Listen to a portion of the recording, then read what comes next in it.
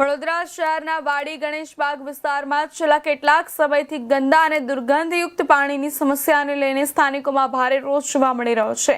ત્યારે સ્થાનિકોએ અમે આતંકવાદી નથી, અમારે તો ચોખ્ખું પાણી જોઈએ છે તેમ જણાવી તંત્ર સામે નારાજગી દર્શાવી હતી। વડોદરાના વાડી ગણેશબાગ વિસ્તારના સ્થાનિકોના જણાવ્યા મુજબ ઘરની ટાંકી અને એક્વાગાર્ડમાં પણ કાળું દુર્ગંધવાળું પાણી આવી રહ્યું છે। અનેક રજૂઆતો છતાં કાયમી ઉકેલ ન આવતા આ મુદ્દો મહાનગરપાલિકાની સામાન્ય સભામાં પણ ઉઠ્યો હતો, જ્યાં ગંદા પાણીની બોટલો રજૂ કરી વિરોધ કરાયો હતો। વોર્ડ નંબર 14ના નગરસેવક તીર્થ બ્રહ્મભટ્ટે માંગ કરી છે કે અસરગ્રસ્ત વિસ્તારોમાંથી પાણીના સેમ્પલ લઈ માન્ય લેબમાં તપાસ કરાવવામાં આવે અને રિપોર્ટ જાહેર કરવામાં આવે। દરમિયાન ડેપ્યુટી મેયર દ્વારા વાડી વિસ્તારનો એક વિડીયો જાહેર કરી પાણીમાં દુર્ગંધ ન હોવાનો દાવો કરવામાં આવ્યો હતો, જેના પર તીર્થ બ્રહ્મભટ્ટે જણાવ્યું કે આ વિડીયો પાણીના સમય પછીનો છે। શરૂઆતના 10-12 ડોલ ગટરનું પાણી આવ્યા બાદનો છે। તીર્થ બ્રહ્મભટ્ટે ડેપ્યુટી મેયરને આમંત્રણ આપતા કહ્યું કે અસરગ્રસ્ત વિસ્તારમાં મારી સાથે આવી સ્થળ પર જ વાસ્તવિક પરિસ્થિતિ જુઓ। અમારો વિરોધ કોઈ વ્યક્તિ સામે નથી, અમે આતંકવાદી નથી, અમારે તો ચોખ્ખું પાણી જોઈએ છે બસ। આરોગ્યના પ્રશ્નને રાજકારણનું નામ આપવાને બદલે તાત્કાલિક ઉકેલ લાવો તેમ તીર્થ બ્રહ્મભટ્ટે જણાવ્યું હતું। મેટરના લીધે કોઈ અમારો પ્રશ્ન સોલ્વ કરતું નથી। તીર્થભાઈ અમારું સાંભળે છે, અમારું કામ તીર્થભાઈ ને દીપાબેન કરે છે, એટલા માટે। કયો વિસ્તાર છે આપણો વાડી એરિયા, વાડી ગણપતિ મંદિર, ગણેશબાગ, વોર્ડ નંબર 14।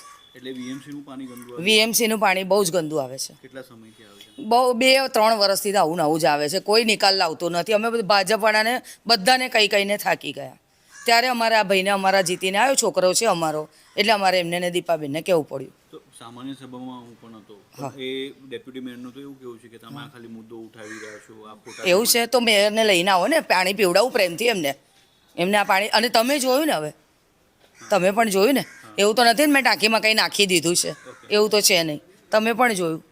તો હવે આનું શું સોલ્યુશન લાવવાનું પડે? કેટલા બીમાર પડે છે, કમળો, ટાઇફોઇડ અને પેલું એ મેલેરિયા ને બધું ચાલી રહ્યું છે। આજે અમે રિપોર્ટ કઢાવીને આવ્યા છે, આ 14 નંબરનો વોર્ડ છે। દીપિકાબેન બી આવ્યા છે અને અંકિતાબેન સોની પણ આવ્યા છે, દીપિકાબેન પટની પણ આવ્યા છે।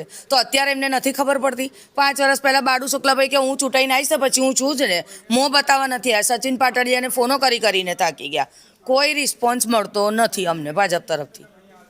કમિશનરનું એવું કેવું છે કે જૂનું ગટરની લાઈનો છે તો એ થઈ જશે થોડાક દિવસ। ક્યારે થશે? ક્યારે? દવાખાનાના બિલ ભરીને પછી તો વેરા માફ કરો પહેલાં તો। વેરા તો ભરીને અમે એ થઈ ગયા। વેરા ભરો છે એવું પૂછે છે તો બતાવીએ, સ્લીપો બતાવીએ। સભામાં વાત કરી હતી કે દૂષિત પાણી આવે છે અને દૂષિત પાણી આવે છે એવું નહીં, મહિલાઓ કરી છે, મહિલાઓ સ્વીકાર્યું છે કે પાણી બોટલ અમે આપી હતી। એટલે જે આદિત્યભાઈ વાત કરી છે બનાવટી, એ કદાચ મીડિયામાં સસ્તી પ્રસિદ્ધિ મેળવવા માટે વાત કરતા બનાવટીની તો ખબર નહીં, પરંતુ જ્યારે મત લેવા આવે છે ત્યારે મહિલાને બનાવટી નથી લાગતી? જ્યારે મત લેવા આવે ત્યારે ભાજપને મહિલા બનાવટી નથી લાગતી, જ્યારે દૂષિત પાણીની વાત આવે તો મહિલા બનાવટી।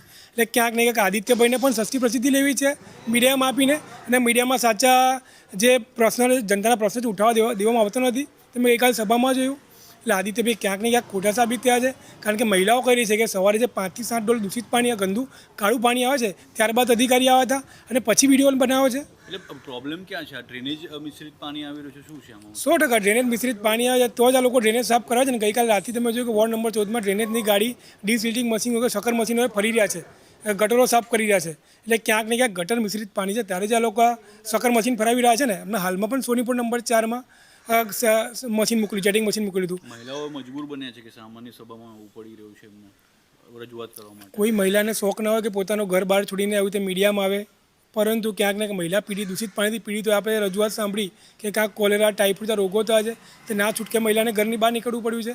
બાકી મહિલાને શોખ નથી સસ્તી પ્રસિદ્ધિ લેવાનો, જે આદિત્યભાઈ લઈ રહ્યા છે હાલમાં।